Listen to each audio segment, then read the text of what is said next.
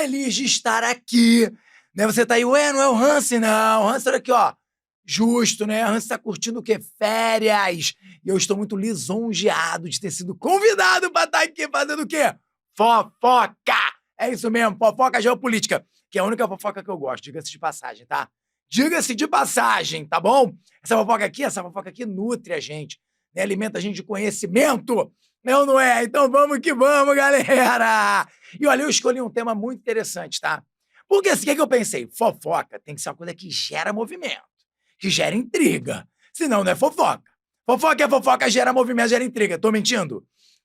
Menina, você não sabe o que eu fiquei sabendo, não é? Então eu tinha que pegar não podia ser uma coisa qualquer, um negócio. Esse negócio que deu. Aí eu escolhi falar de quê? Falar de Cuba. Olha aí.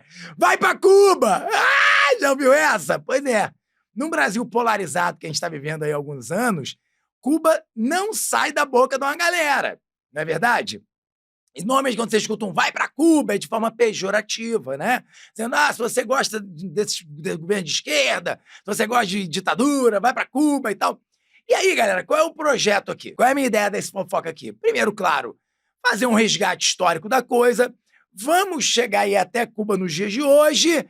E aí? E aí você decide, meu amigo. Aí aqui você, com seus conhecimentos, vai tomar sua decisão. Se você vai continuar falando vai pra Cuba, não vai falar, se vai falar de forma pejorativa.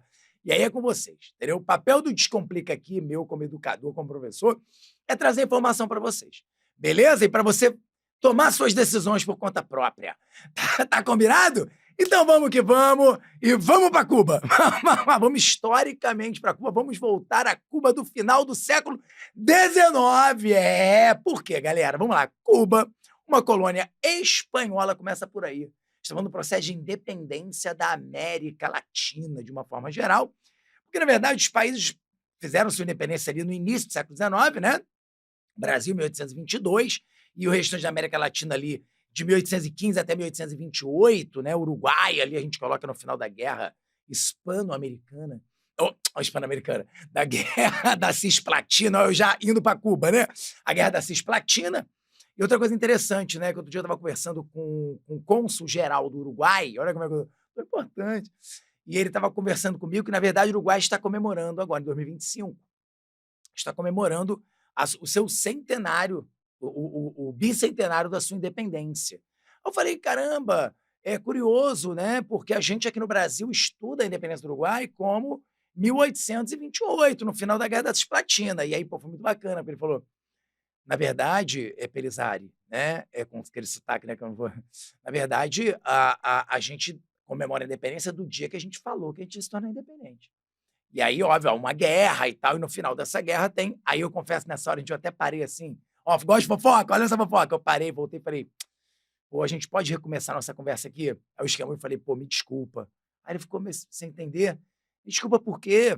Aí eu falei, não, me desculpa pela postura imperialista do nosso país em relação ao seu, ao longo de todo o século XIX, porque é a mais pura verdade, né? A independência, inclusive, do Uruguai é por uma disputa desse território entre Brasil e Argentina. E a solução da independência se dá por conta de uma intervenção inglesa, etc. Né? Então, ali, 1828, é um acordão, é um grande acordo. Né? O Uruguai vira um algodão entre dois cristais, como a gente chama. Gosta de fofoca? Já mandei uma aqui, hein?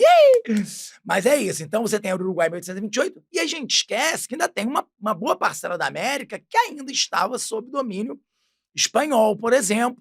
E Cuba é um desses territórios. Então, há um movimento pela independência cubana que vai atravessar a segunda metade toda do século XIX. E José Martí é o grande nome dessa independência. E aí, olha que coisa interessante, pouca gente sabe, mas eu fiz várias anotações aqui para a gente trocar essa ideia, que eu não quero esquecer nenhuma fofoca que eu peguei para a gente, tá? Essa independência cubana, ela começa aproximadamente em 1868. São 3 guerras de independência de Cuba. A gente só fala da última. Por que a gente só fala da última? Porque, claro, foi aquela que concluiu o processo de independência, mas é aquela onde os norte-americanos, Estados Unidos, participam do processo. Como é que eles participam do processo? Eles vão inventar uma guerra. Inventar. Gente, literalmente, eles inventam uma guerra, a famosa guerra hispano-americana, que eu dei o spoiler ainda há pouco, né, quando eu me equivoquei. A Guerra Hispano-Americana é uma guerra entre Espanha e Estados Unidos. Os norte-americanos vão falar que uma mina aquática espanhola afundou um navio norte-americano.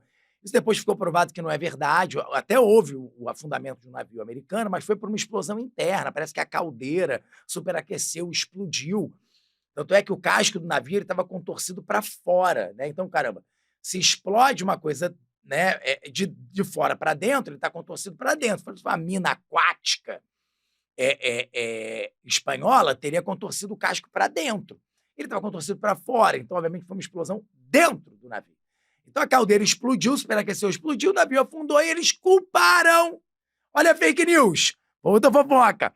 Fake news, hein? Os caras vão dizer, os espanhóis afundaram o navio nosso. Guerra! Galera, é a política norte-americana que vocês já devem conhecer ou deveriam, né? Aí os caras fazem uma guerra contra a Espanha. Estados Unidos, no final do século XIX, já é uma grande potência econômica e militar, né? Pós-guerra de secessão, aquele processo de unificação, o norte venceu, blá, blá, blá, blá, blá, blá, blá. A Espanha é derrotada e eles impõem a independência de alguns territórios, né? Inclusive o Havaí. O Havaí é efetivamente incorporado aos Estados Unidos, né? Mas Cuba fica independente. Aí vem uma outra fofoca aqui pra gente. Vamos dizer, ai, que bonito, então Cuba agora ficou livre! Cuba livre! Cuba livre! Ah, Cuba livre! Mentira, é água, gente.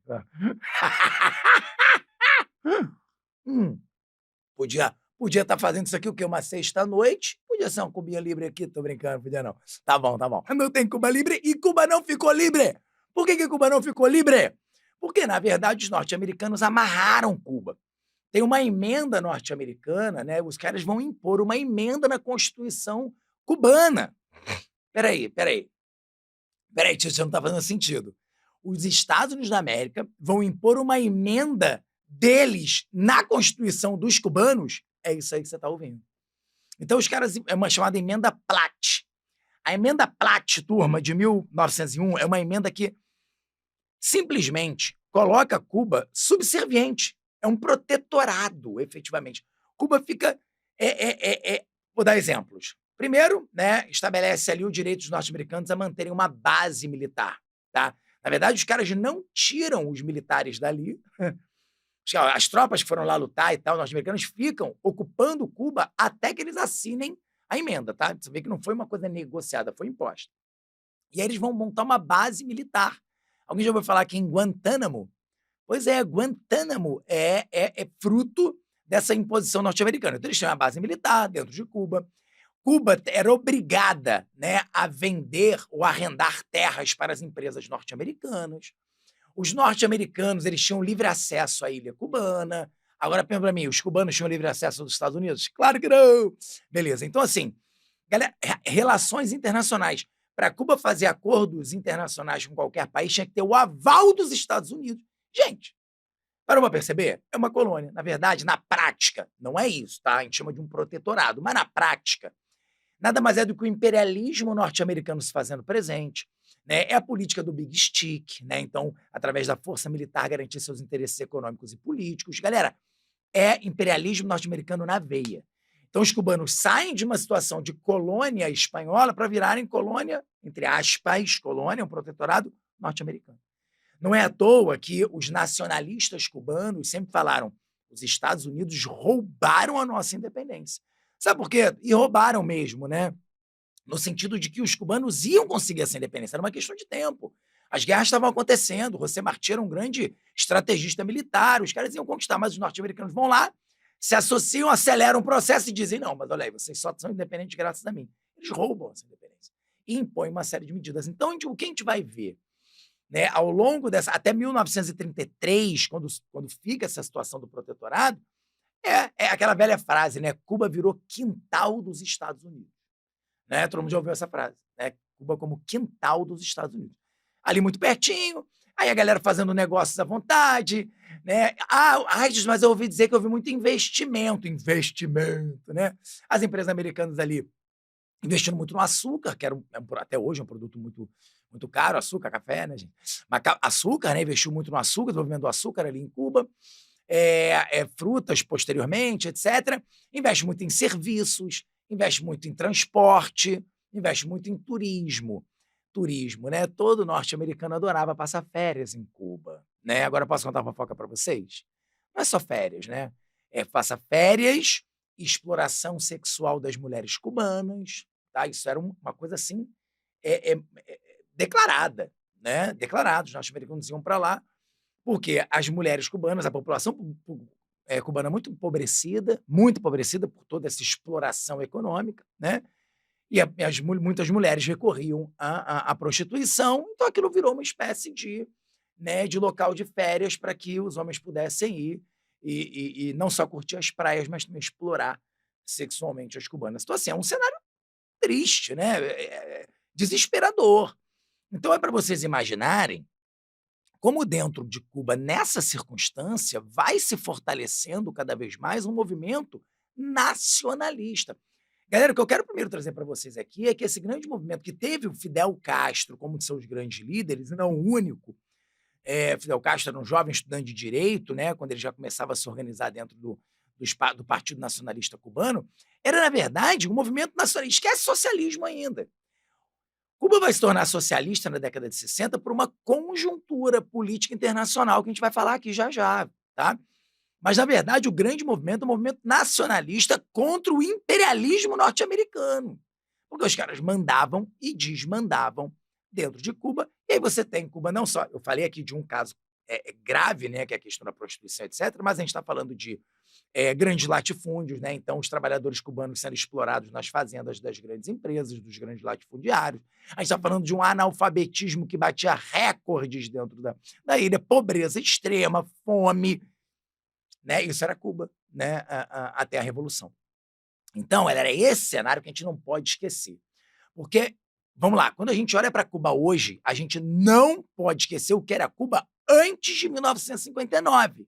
Não pode. Não dá para fazer essa análise sem entender o que era e o que viveram, tá? Porque, tanto eu já estive em Cuba, eu visitei Cuba. Agora não eu me lembro como se fosse hoje, não é pilha, tá? Eu fui a Cuba em 2006. Cara, imagina eu em Cuba em 2006. Eu entrevistei. Foi 2006? Não. Mentira, 2007.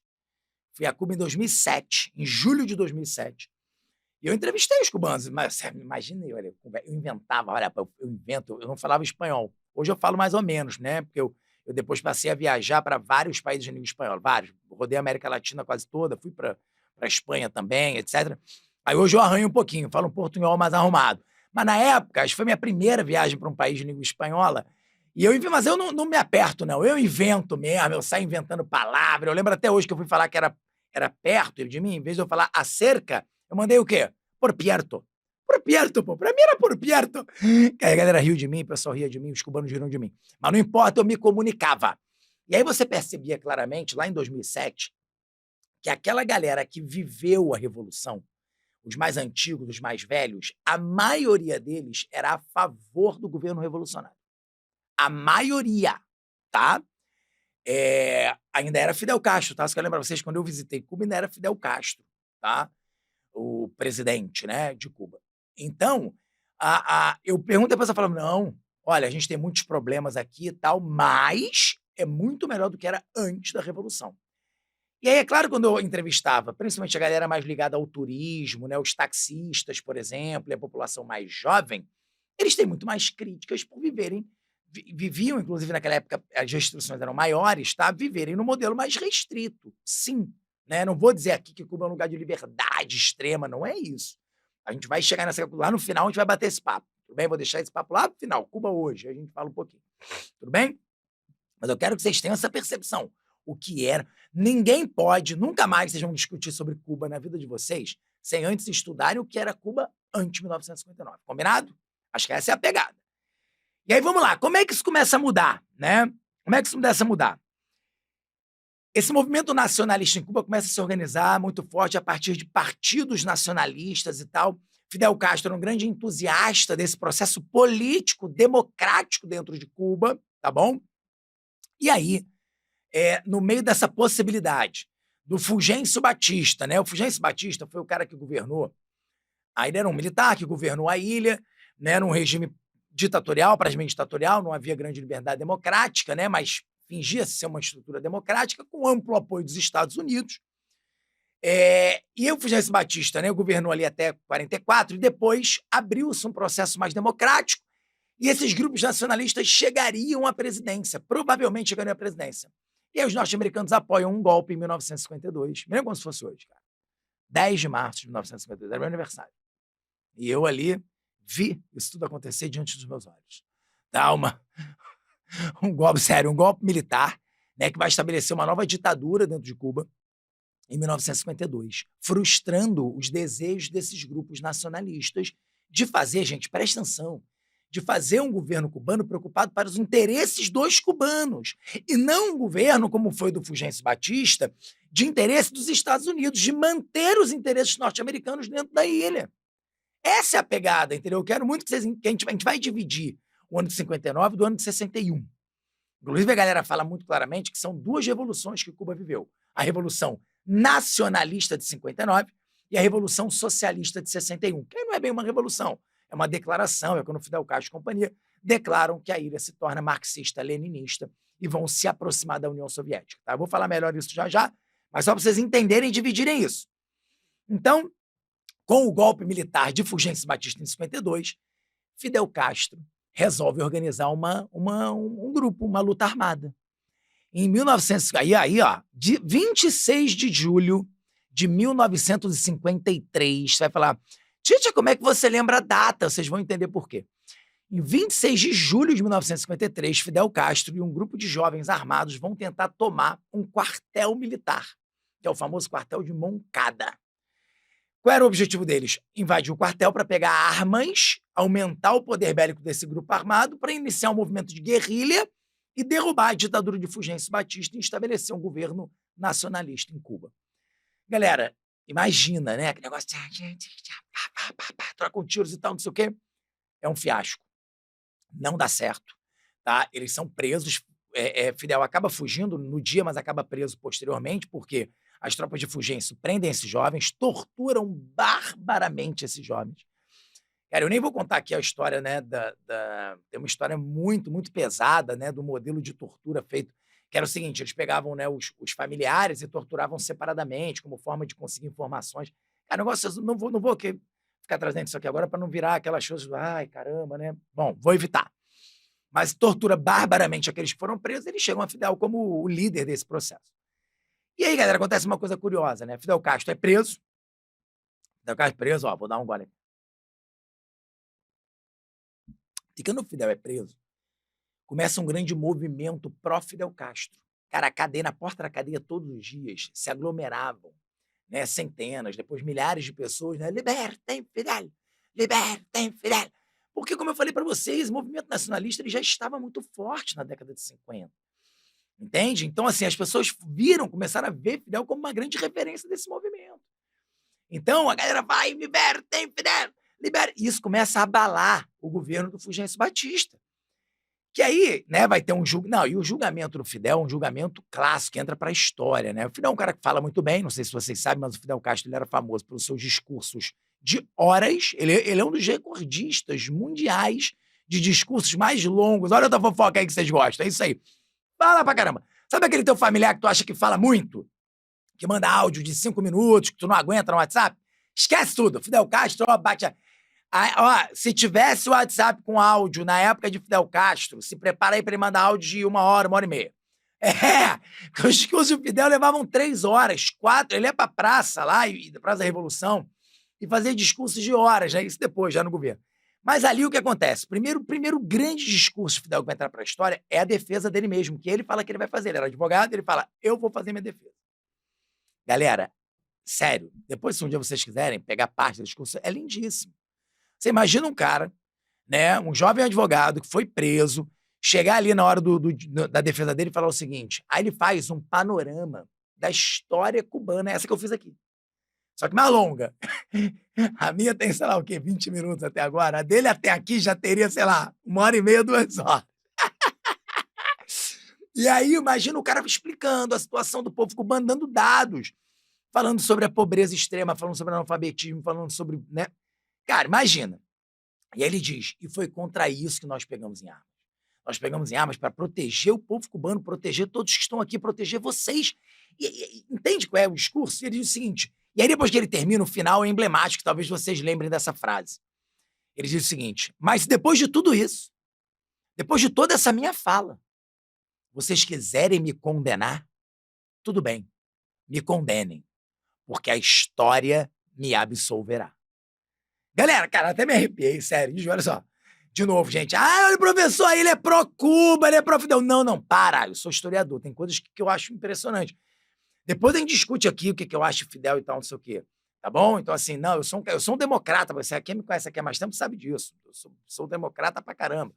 Né? Das plenas liberdades, liberdade de expressão, liberdade política, mas tem coisas que são impressionantes. A gente está falando de um momento histórico específico, né? Que é o julgamento de Fidel. Quando ele manda, podem me condenar porque a história me absolverá.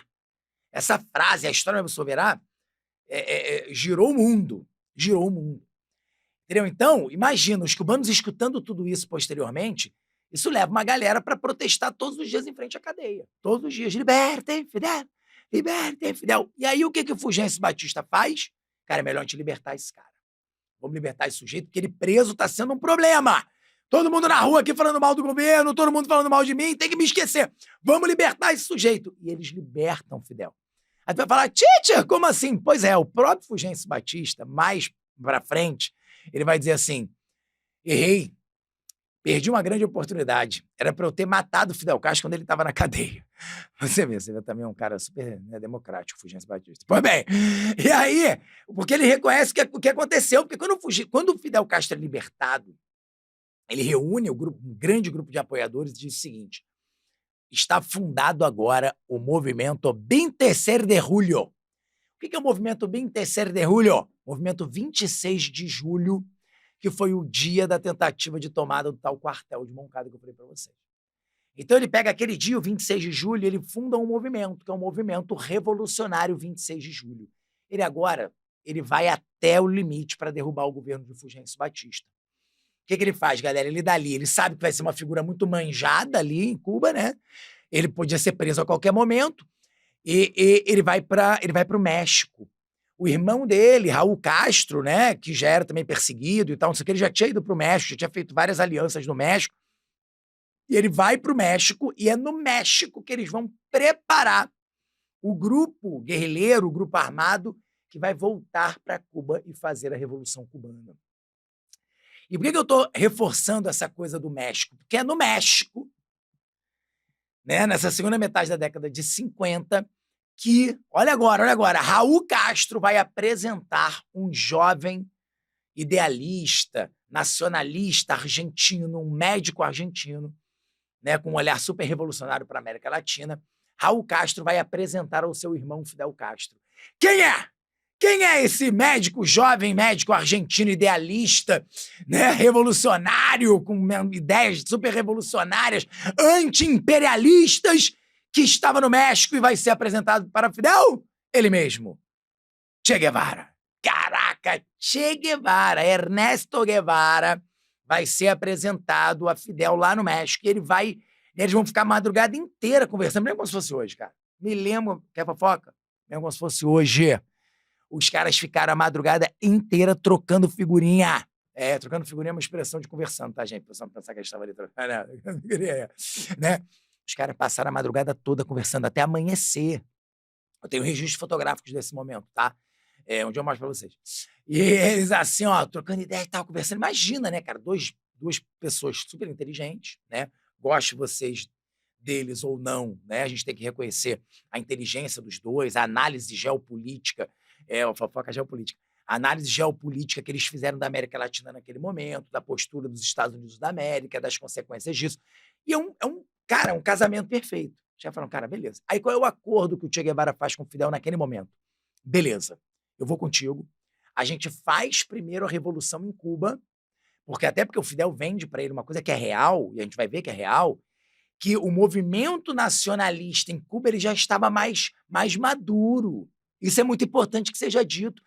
A revolução não é feita só pelos militares de Serra Maestra, mas também tem movimento estudantil muito forte, nós temos outros movimentos nacionalistas, outros movimentos armados na sociedade cubana para além do movimento 26 de julho. Então, entende? De fato, era um movimento mais maduro, mais desenvolvido dentro da ilha. Então, Fidel fala para ele, beleza, a gente faz a revolução em Cuba primeiro e depois a gente segue fazendo a revolução por outros países da América Latina até a gente chegar à Argentina. Então, havia um projeto efetivo, turma, de Cuba ser a ponta de lança do movimento, entende? Ponta de lança, quando a gente diz, é o início, né? Ponta de lança. Vamos começar por ali, mas depois a ideia era alastrar a Revolução Nacionalista para a América Latina. Olha que interessante. Não é à toa que Cuba virou uma preocupação nessa América Latina ao longo das décadas seguintes. Vocês sabem bem disso. Não sabem, eu vou lembrar vocês. E assim foi feito. Os caras fazem todo o treinamento militar ali no México e eles vão comprar um iate chamado Gramna. Quer uma fofoca maneira? Quer uma fofoca? Posso falar? Gramna era o nome desse iate que vai transportar o iate velho, um barco, tá? Vai transportar esses guerrilheiros até Cuba de volta, tá? Hoje, o principal jornal cubano, o jornal estatal de Cuba, se chama Gramna. Interessante, né? Depois eu também busquei as imagens para vocês, bem legal. E aí, os caras vão viajar, uma galera abarrotada, impressionante, né? Muito além vocês terem uma ideia, eles não conseguiam nem levar comida no barco, na embarcação, de tão atochado de gente que tava. Sabe qual é a principal comida que eles levavam? Leite condensado. Por que leite condensado? Porque é muito energético, né? Uma latinha energética que tu fura ali. Quem aqui nunca mamou uma latinha de leite condensado? Eu fiz muito quando era moleque. Caraca, fazia um furinho aqui e ficava... Caraca, não sei como eu não tinha negócio de caganeira. Ou tinha, não lembro. Só lembro da coisa boa, né? Ninguém quer lembrar da coisa ruim, né? Desculpa aí, pode falar caganeira, não sei. Fofoca é fofoca. Fofoca tem que ser contada. Fofoca tem que ser contada. E aí, aqui, ó, pessoal, mamava aquela latinha porque era energético, né? Te garante energia e tal, e ocupa pouco espaço. Então, os caras atravessaram do México até Cuba tomando leite condensado. Beleza? Não era brigadeirinho, não. E aí, meu amigo, os caras chegam em Serra Maestra, olha agora, também outra história, hein? A galera do Fulgêncio Batista já sabia que eles iam chegar. Foram recebidos como? A bala! Meu irmão, tiroteio, master, não sei o quê, morreu uma galera, mas vários sobreviveram. Fidel, Raul, Camilo Cienfuegos, Che Guevara, essa galera sobreviveu e chegou, tá? Aí, olha que curioso, história oficial de Cuba. Aí vem também aquelas coisas da manipulação da informação, né? Que toda a Revolução fez isso, né? A Revolução Francesa, a Revolução Russa, todas as grandes revoluções que você estudou aí, tem manipulação de informação e etc. Mas essa é curiosa, né? Porque o Fidel diz que nesse desembarque em Cuba, sob fogo intenso das tropas de Fulgêncio Batista, só sobreviveram 13 pessoas. Ele, Fidel, e mais 12 pessoas. Por que será que ele fala isso, né? Para fazer uma identificação do povo cubano com quem? Quem era 1 mais 12, gente? Jesus Cristo e os 12 apóstolos. Pois é. Então, não foram só 13, isso foi mentira aí, foi uma propaganda revolucionária cubana, mas não importa, né? Os caras chegaram, trocaram tiro, conseguiram se esconder lá na armados e foram para Sierra Maestra. Galera, agora vamos para outro tópico interessante aqui.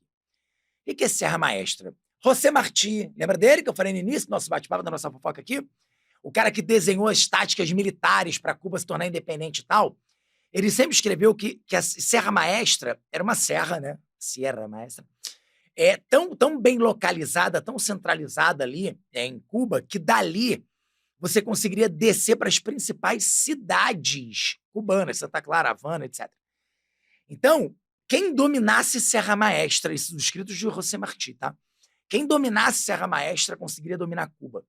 Então, foi justamente através desses escritos de José Martí, o grande libertário, né, o grande líder da independência cubana, para os cubanos, principalmente, claro, e para nós aqui, porque a justiça seja feita, os caras vão fazer isso. Então, Fidel Castro, Che Guevara e companhia vão montar toda a estrutura do movimento revolucionário 26 de julho, né, o 26 de julho, em Serra Maestra. E é ali que vai ocorrer o crescimento e desenvolvimento disso, onde eles vão cooptar mais pessoas, vão cooptar trabalhadores rurais, vão cooptar trabalhadores urbanos que vão chegar até Serra Maestra. Ali eles vão contrabandear armas que vão chegar até Serra Maestra. Ali é onde ocorre o preparo, né, desse processo revolucionário. Tá? E ali também que vai acontecer um evento muito interessante. né? Quem quiser também, quem gostar muito do assunto, pode. Vou contar outra fofoca aqui. Pai, adoro contar fofoca. Pai, a fofoca histórica.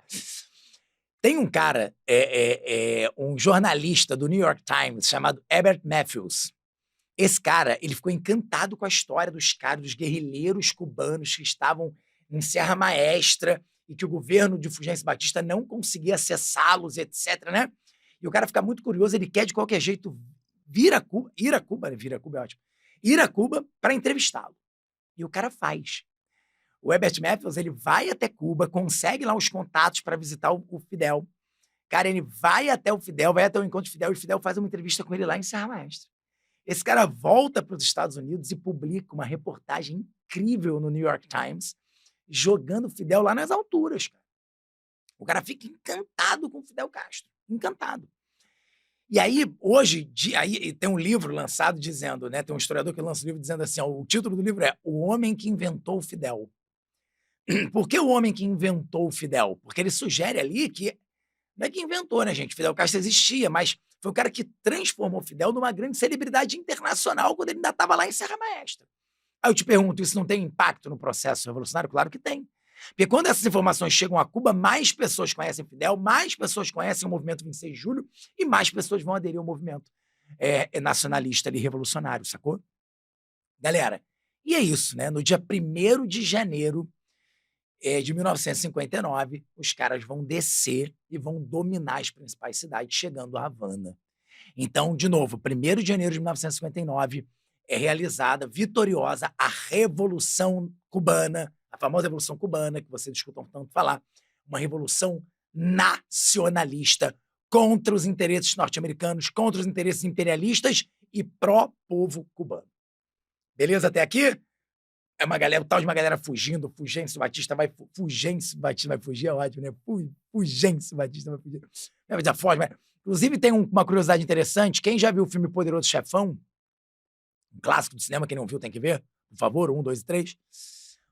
Salvo engano, no 2, Michael Corleone já à frente dos negócios, ele tem uma cena que ele estava em Cuba, exatamente no momento que a Revolução estoura. E aí é curioso, porque num primeiro momento as pessoas não sabem se são fogos de artifício por conta do Réveillon ou se são tiros. E o Michael Corleone tem que fugir, o pessoal leva ele e bota ele às pressas no avião para ele sair da ilha. Porque ele estava, Michael Corleone, né, o grande, né, o fio condutor do Poderoso Chefão, do filme, do livro, do filme, para quem não viu, veja. Ele tá lá. O que ele estava fazendo lá? O que um italiano, um mafioso italiano que fez sua fortuna nos Estados Unidos da América está fazendo em Cuba, gente? Negócios. Né? Óbvio, ele está ali para ampliar seus negócios em Cuba, usando a emenda Platt, usando todos os benefícios que a relação dos Estados Unidos com Cuba o permitia. Mas era o fim desse processo. A partir daquele momento, turma, a gente tem um governo revolucionário, né? De fato, um governo que vai ali trazer uma série de medidas muito importantes, populares.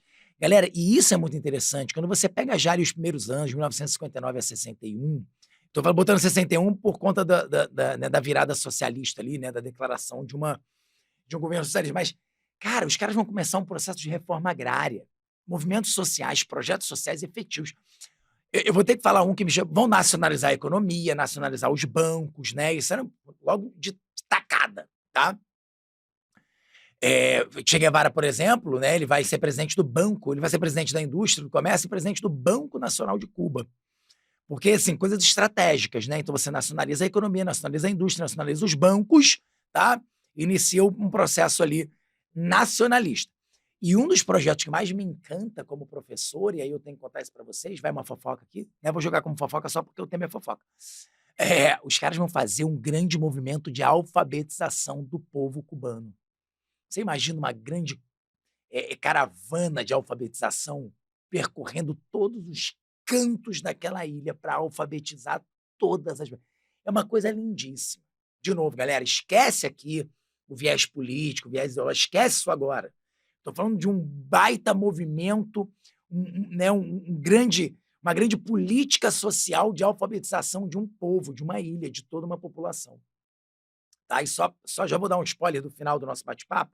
Até hoje, Cuba é uma referência à alfabetização no mundo. No mundo. Né? Tem uma galera que usa umas camisas pró-Cuba, né? Porque do mesmo jeito tem a galera que fala mal de Cuba, tem a galera que fala muito bem, né? Você já sabe, né? Eu já comecei falando sobre isso. E aí tem umas frases assim: existem não sei quantos milhões de analfabetos no mundo, nenhum deles é cubano. Já viram isso? Tem uma outra camisa também que eu já vi por aí, que é assim: existem não sei quantos milhões de pessoas em situação de rua no mundo, nenhuma delas é cubana. Então tem umas questões aí, né, que são reconhecidas, e hoje ainda, olha eu dando spoiler do final, ainda, e são uma unanimidade em Cuba, tanto a esquerda como a direita, tanto a oposição como a situação cubana, eles concordam que são essas conquistas sociais da Revolução que permanecem até hoje. Então isso aí, galera, é indiscutível, tá? E aí pensando em vestibular aqui também, a galera vai fazer vestibular, cuidado, para não deixar o viés ideológico, as disputas políticas do Brasil hoje, a polarização política, atrapalhar o teu vestibular. Não deixa, por favor. Por isso que eu começo dizendo aqui, ó, a gente vai jogar informação aí para cada um depois que cada um vai fazer o que quiser com essa informação, beleza? Que nem a galera fala, não atire no mensageiro, tem aquela coisa. Quer tirar, atira na mensagem, não atira no mensageiro. Não vão ter medo disso, não. Pode atirar no mensageiro, porque, vem, tô brincando. Atira não, que eu sou pacifista pra caramba. Olha eu aqui, ó. Cara, paz e amor. Beleza? Bom, então, galera, é óbvio que um governo como esse, nacionalista, que está nacionalizando a economia, fazendo reforma agrária, aí pensa, os Estados Unidos gostaram desse governo? Ai, que bonitinho esse governo, que maravilha. Ai, os cubanos estão ótimos. Óbvio que não, cara. E aí não dá para passar pano para os Estados Unidos da América, galera, na boa. Se você hoje gosta dos Estados Unidos, beleza, não estou aqui para mudar essa ideia, mas quando você analisa a história dos Estados Unidos do final do 19 e primeira metade do século 20, pelo menos, não dá para você passar pano, cara. Não dá para fazer vista grossa. Os caras são imperialistas. Os caras vão invadir militarmente, vão... Cara, então não dá pra gente... Tá, não dá. Os caras vão interferir na soberania de quase todos os países latino-americanos. Então não dá para fazer vista grossa, tá bom? Do mesmo jeito que eu pedi desculpas, né, para o cônsul do Uruguai pelo nosso imperialismo, eu não estou dizendo que a gente não era, a gente era, a gente tem uma boa dose de imperialismo até hoje, tá? Porque imperialismo é isso, né? É que nem bafo, tu só sente o do outro, né? O teu tu não sente, né? Eu tive um grande professor na FRJ que falava isso. Silvio Carvalho, ele falava isso, cara, é que nem macaco, cara macaco não olha o seu rabo, é mais ou menos por aí. Imperialismo é isso, né? A gente só acusa dos outros. O Brasil também foi um país historicamente imperialista, principalmente no século XIX, quando nós éramos um império, né? O império, por definição, é imperialista. Mas os norte-americanos têm uma política altamente imperialista, etc, etc. Então, cara, não vamos passar pano. E aí os caras, meu amigo, vão começar a planejar como é que eles derrubam esse governo de Fidel Castro, de Che Guevara, de Raul Castro, de Camilo Cienfuegos e companhia aqui.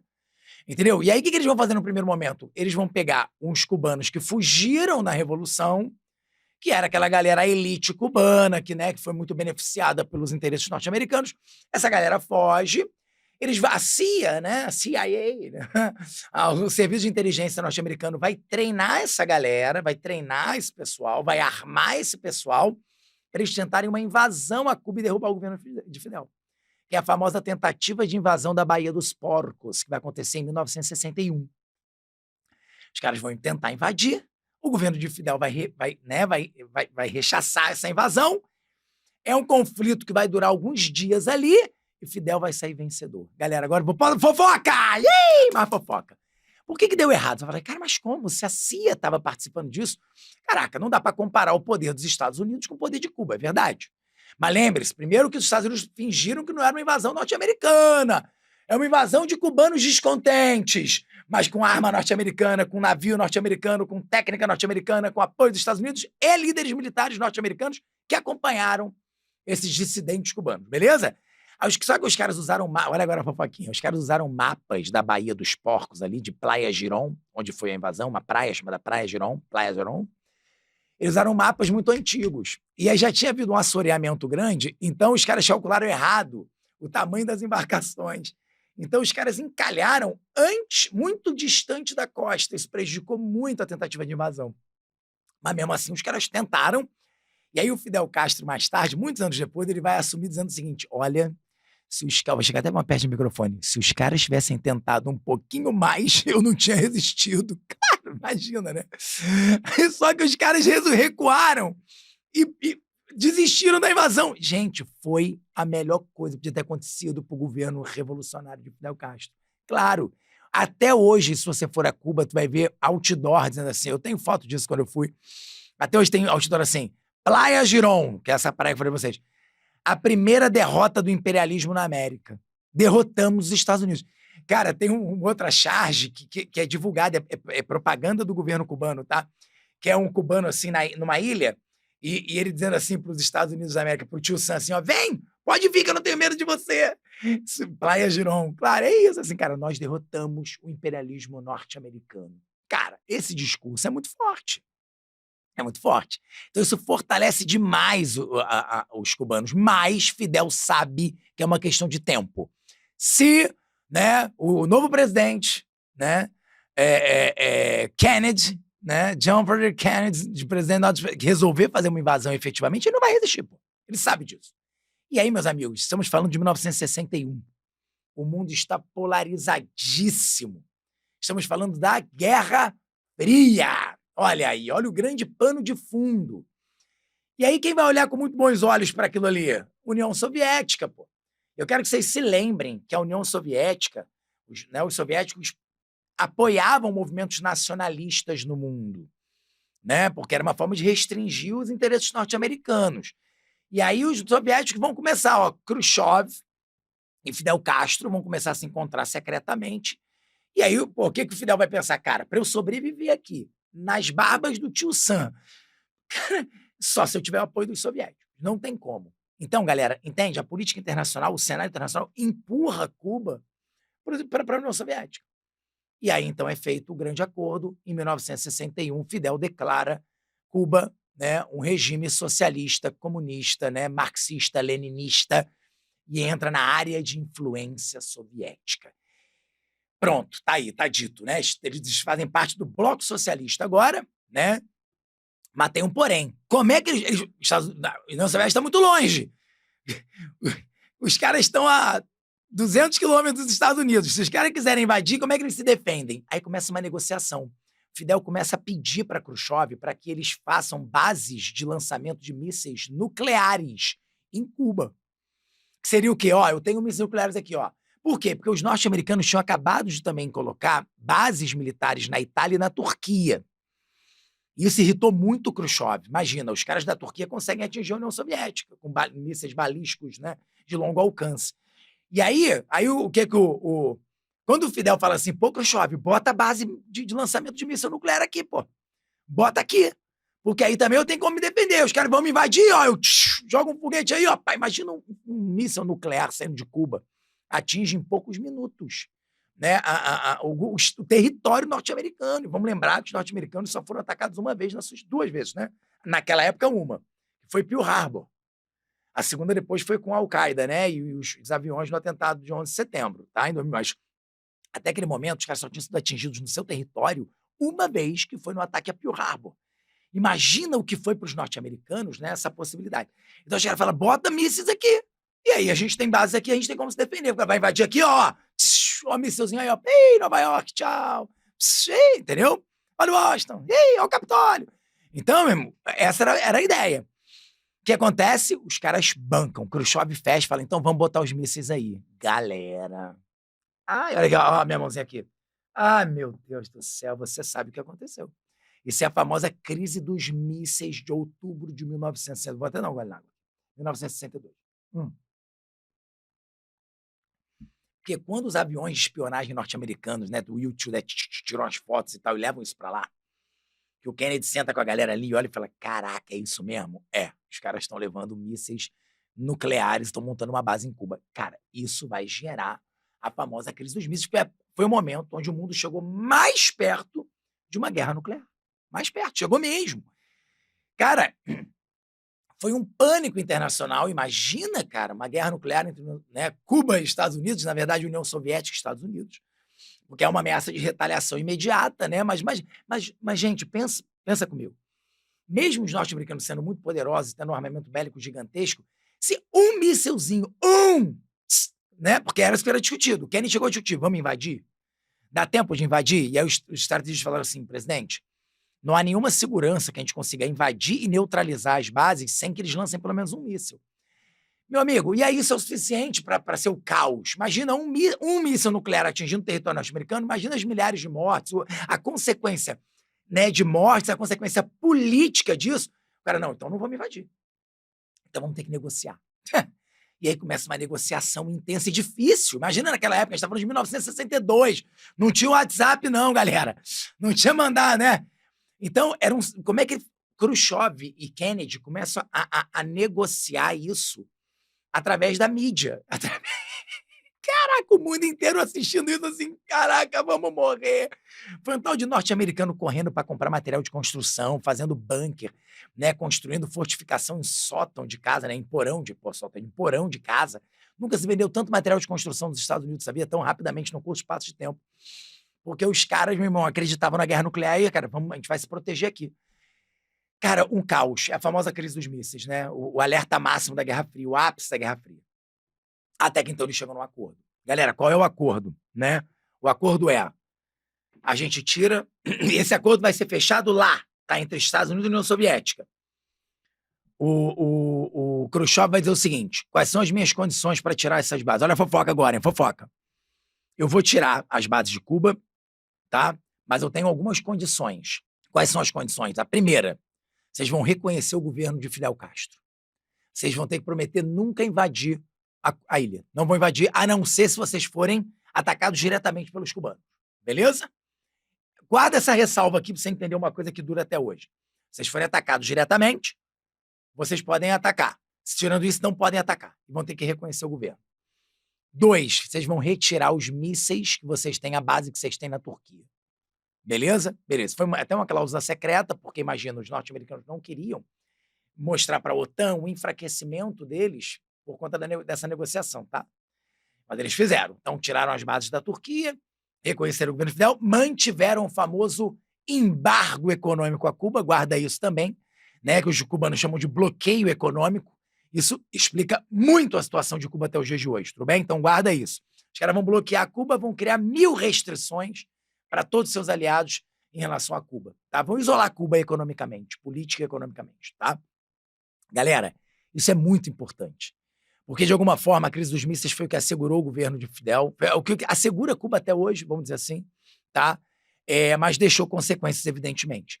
Aí uma galera me pergunta assim, pô, mas por que os cubanos mantiveram Guantánamo? Por isso, porque Guantánamo é considerado um território norte-americano. Se os cubanos invadem Guantánamo, tomam Guantánamo, é considerado o quê? Um ataque direto dos cubanos, o que permitiria, pelo acordo com os soviéticos, um ataque norte-americano à ilha. Então, eles mantêm Guantánamo lá, tá? E aí, galera? E aí que a partir disso, né, nós temos... Isso acabou gerando um problema, tá?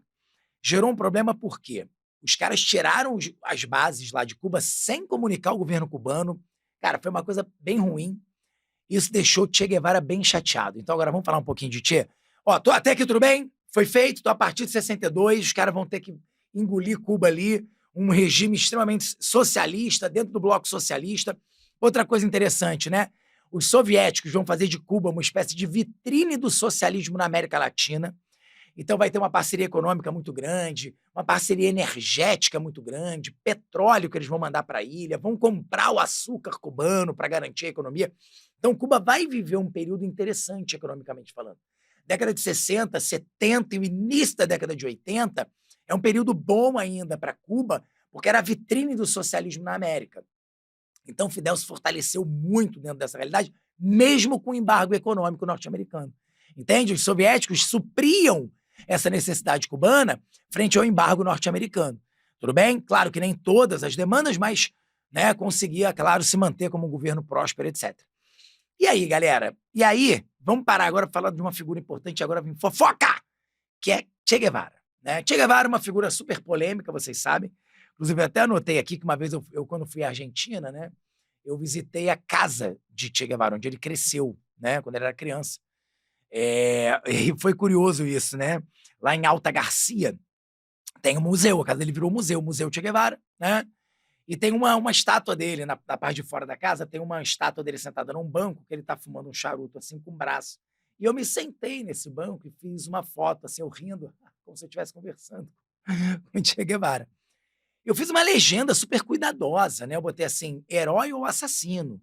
E fiz um texto, cara, dizendo como é controversa essa imagem do Che Guevara, e eu quero deixar isso aqui para vocês. É uma imagem, é uma liderança controversa, um revolucionário, um cara que lutou contra o imperialismo, um cara importante na Revolução Nacionalista de Cuba, mas um cara que, de fato, tinha posturas ali autoritárias, reprimia a oposição de forma bastante violenta, fez execuções sumárias durante o processo revolucionário com opositores militares, eram extremamente homofóbicos, né? O movimento cubano era extremamente homofóbico, então temos questões que, analisando, principalmente pelas lentes dos dias de hoje, nos coloca Che Guevara num lugar muito questionável ou dúbio, sei lá, né?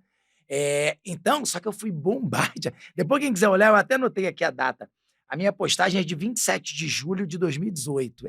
Que tem postagem pra caramba, tu vai ter que ir lá embaixo. Toda vez que eu faço essa aula e falo sobre isso, tem uma galera que vai lá. 2022 eu falei disso, tem um pessoal, alguém veio aqui por conta da aula de 22? Aí o pessoal, eu aqui. Mas, gente, teve uma galera falando, me bombardeando. Fala não sei o quê, mas... Gente, não vou nem reproduzir aqui. Mas você vê, né? E eu deixei muito claro ali no meu texto, né? Gente, eu tô aqui para trazer informação, sou professor de história. Pois bem, a da figura do Che, só para vocês entenderem, ela ficou uma figura ali complicada, porque Che Guevara ficou muito irritado com essa retirada dos mísseis. Ele falava o seguinte, caramba, que papo é esse, né? Os caras vêm aqui, botam os mísseis, depois tiram os mísseis, não conversam com a gente. Eles não conversaram com a gente, quer dizer, fazem um acordo com os Estados Unidos e tiram os mísseis. E ele começa a dizer o seguinte, que Cuba, na verdade, vivia não só o imperialismo norte-americano, mas também o imperialismo soviético. Cara, isso é um discurso perigoso, né? Ele não está errado, tá? Porque a União Soviética, de fato, ela tem uma política, vídeo que era a União Soviética, né? Uma ditadura de Moscou, né? As 15 repúblicas socialistas soviéticas eram uma ditadura e um controle total ali por parte de Moscou. Então não era diferente nos partidos comunistas, né? Dentro do bloco socialista, a intervenção era constante. Ele dizia, Cuba tem que ser independente não só dos Estados Unidos, mas também da União Soviética. Cara, isso foi gerando um mal-estar internamente. Olha a fofoca agora, querem ver a fofoca? Raul Castro fica revoltado com as declarações do Fidel, do Che. Revoltado. Che Guevara tinha ido para um congresso na África e ele falou isso abertamente, isso foi filmado. Cara, isso gerou um caos para as relações entre Cuba e a União Soviética. E aí o que acontece? O Raul Castro, o irmão de Fidel Castro, dá uma pressão nele e fala, olha, não dá mais para esse cara continuar aqui. Não dá mais pro cara continuar aqui. Pega as tuas coisas e vaza. Caraca, galera, é isso que vai acontecer, tá? A história oficial cubana não é essa, mas o Peter Anderson, né, que é um dos maiores biógrafos do Che Guevara, ele conta isso. Ele fala isso, olha, realmente ficou insustentável. Fidel Castro chama Che Guevara, né, um momento triste da parada, tipo assim, cara, pô, não vai dar, deu ruim aqui, eu não vou me indispor com meu irmão, né, com o Raul, pô, tu vai ter que ir embora, pega quem você quiser aqui, monta teu grupo aqui, tu não quer fazer a revolução no mundo? Vai embora, vou te dar todo o apoio que eu puder, vou te dar arma, vou te dar gente, tu vai embora. E ele vai, né? Então Che Guevara vai para a África primeiro, vai para o Congo, tenta uma revolução no Congo que não funciona, aí ele volta para a América, vai para a Bolívia e acaba sendo preso e morto, assassinado na Bolívia, né? No dia 8 de outubro de 67. Mas é isso, né? O cara vira uma figura emblemática no planeta, gente. Sabe aquela foto do Alberto Korda, que é a foto mais famosa do Che Guevara, aquela que ele tá assim com aquele chapéu e tal, né? Essa foto é a foto mais famosa do Che Guevara. É a imagem, essa foto, ela só perde em divulgação no mundo ocidental para uma foto, para uma imagem. Sabe de quem? Jesus Cristo. Jesus Cristo é a imagem mais difundida no mundo ocidental no século XX. A segunda, Che Guevara. Incrível, né? Incrível. Che Guevara você vai ver em todo lugar. A Gisele Bündchen já desfilou no São Paulo Fashion Week com um biquíni com o rosto de Che Guevara, né? Mike Tyson tem o Che Guevara tatuado no braço. Cara, é impressionante. Esse cara, para algumas pessoas na Bolívia, pra vocês terem uma ideia, Che Guevara é um santo. Os santeiros fazem imagem de Che Guevara, gente. É nesse nível. Até hoje, é uma figura super emblemática, vocês conhecem aí, né? Tem movimentos na China que usam a imagem, né? Movimentos de oposição ao governo chinês que usa a imagem de Che Guevara. Gente, é um negócio... Tem movimento neonazista na Alemanha que usa a imagem de Che Guevara. É nesse nível. Então, é uma imagem tão emblemática que foi usada para diversos movimentos, sem muito critério, né? Se vocês concordam comigo. Pois bem, galera, e aí, o que vai acontecer para a gente ir caminhando para o final aqui, para o desfecho, né? A gente, cara, na década de 80, a União Soviética começa a entrar numa crise econômica muito significativa, consequentemente uma crise política, né? A União Soviética não participa da terceira revolução industrial, né? Então ela vai ficando atrasada naquele modelo. Bom, Vocês sabem disso, é a crise da União Soviética, a crise do socialismo, a crise da União Soviética. Isso vai impactar diretamente Cuba, evidentemente, energeticamente falando e tal. A crise energética, inclusive, é um problema até hoje. A Venezuela tentou resolver isso, né? A Venezuela de Hugo Chávez tentou meio que substituiu durante muito tempo ali a União Soviética nessa relação, mas também não, né, não consegue garantir ou suprir toda a questão energética cubana. Né? Eles têm lá termoelétricas que dependem muito de petróleo, dependem muito de combustível, né? Eles não têm hidrelétrica, por exemplo, em Cuba. Então, até hoje, a questão energética é um problema em Cuba.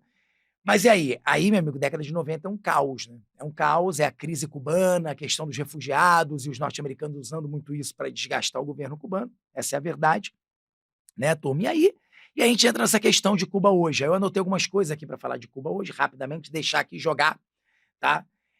O bloqueio econômico, que ainda, sem dúvida nenhuma, sufoca, porque agora o bloqueio econômico norte-americano sem o apoio soviético, e aí, né? Então isso explica, sim, não é só, mas explica em grande parte a crise econômica cubana, tá? Mas como eu falei para vocês, uma coisa que é um consenso. 3 coisas que todo mundo que é entrevistado hoje ainda em Cuba assume.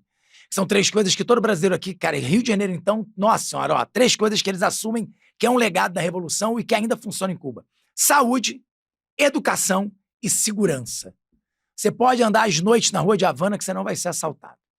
Galera, e aí eu vou deixar aqui uma questão para vocês, né? Saúde, educação e segurança. 3 coisas fundamentais que todo mundo está falando hoje aqui no Brasil, e principalmente nas grandes cidades. E aí? Os cubanos reconhecem, até a oposição ao governo cubano reconhece. Tá legal? Que são 3 pilares aí. Pessoas em situação de rua, raríssimas, normalmente ligadas ao alcoolismo, alguma outra coisa e tal, raríssimas. Então, meus amigos, cuidado, porque quando me falam assim, onde é que o socialismo deu certo no mundo? Eu sempre respondo, mas onde é que o capitalismo deu certo? Né? Essa é a pergunta que você tem que se fazer. Olha onde você mora. Aqui o centro do Rio de Janeiro é uma dor todo dia andar por ali e ver pessoas dormindo nas calçadas. O Rio de Janeiro tem 2 milhões de pessoas em insegurança alimentar. Lá em Cuba, todo mundo recebe a canastra, que é uma cesta de comida. Todos os cubanos recebem. Vem diminuindo a quantidade de comida? Vem. Há uma crise econômica em Cuba, claro, mas todo mundo recebe comida. Todo mundo recebe. Então, assim, galera, calma, né, quando você for. E a última coisa que eu quero dizer é o seguinte, é a grande discussão, né, entre uma democracia e uma ditadura. Eu vou deixar aqui um detalhe para vocês. Cuba tem um modelo de eleições que é diferente do nosso, então cuidado, eles não seguem o modelo democrático ocidental clássico. Lá você tem eleições que vão desde os bairros, que você vai elegendo seus representantes do bairro, que elege seu representante, né, regional, vai. É uma eleição, uma democracia representativa. E aí eles elegem a Assembleia Nacional do Poder Popular. E é essa Assembleia que vai eleger o presidente. Então, quando você diz assim, é uma ditadura e tal, eu não estou dizendo nem que não é. Não vou discutir isso aqui agora. Eu estou aqui para levantar o debate. Vou terminar levantando o debate. Mas antes de vocês criticarem a democracia cubana ou a ditadura cubana, estuda primeiro como é o sistema deles, porque eu também posso levantar uma questão aqui. Há uma verdadeira democracia no Brasil? Nós temos democracia? Com os mesmos grupos no poder? Com a força do dinheiro? Com uma galera passando fome e analfabeta? Existe democracia com fome e analfabetismo? Fica uma questão. Então, meu amigo, vou encerrar com uma coisa. Vou encerrar aqui agora, hein? Polêmico, hein? Quer dizer, vai para Cuba! Mas vai para Cuba o quê? Estudar. Estuda o modelo cubano a fundo e aí você pode voltar e fazer a crítica que você quiser. O que não dá é para você falar daquilo que você não conhece. E, de novo, conhecendo, pode falar mal à vontade. Eu tô aqui para isso, para ouvir todo mundo, para a gente discutir, debater isso aqui, é produção de conhecimento. Tá certo? Mas não fala o que você não sabe. Tá bem? Porque fica feio, fica ruim. Vira fake news. Então, meu amigo, vai para Cuba sim. E vai para Cuba ou para curtir ou para questionar. Não interessa. Mas vai estudar. Beleza? Estamos aqui para isso! Mais um Fofoca Geopolítica, trazendo muito questionamento, muito debate. Porque fofoca é isso, eu não falei? Fofoca gera intriga. Bora. Galera vendo aí deve estar... E é isso aí, eu tô aqui para isso. Galera, é um prazer imenso estar aqui com vocês. Espero estar em outras edições, eu sei que eu estarei, tô fazendo charme. Hansen, curte tuas férias aí, irmão. Espero estar te representando bem aqui. Beijo, galera. Até o próximo. Olha só, galera, e não esquece, olha só, gostou, curtiu, não gostou? Manda pra todo mundo. A gente quer fofoca, é isso, é polêmica, manda, encaminha pra todo mundo. Curte, comenta, compartilha e não esquece que isso aqui também vai pro Spotify, você pode escutar lá, né? Então, Fofoca Geopolítica também no Spotify, tá? O seu podcast lá no Spotify. Então, É isso. E outra coisa, muito importante, você usando o cupom FOFOQUEIROS, adorei esse cupom, você consegue assinar qualquer plano aqui da Descomplica com 10% de desconto. Então, fofoqueiros, vem com a gente, assina e bota lá o cupom pra você ganhar 10% de desconto. Beleza, galera? Então, não esquece, curte, comenta, compartilha, segue a gente aqui, assina o sininho e também pode escutar a gente lá no Spotify. Valeu, galera! Beijo, até a próxima!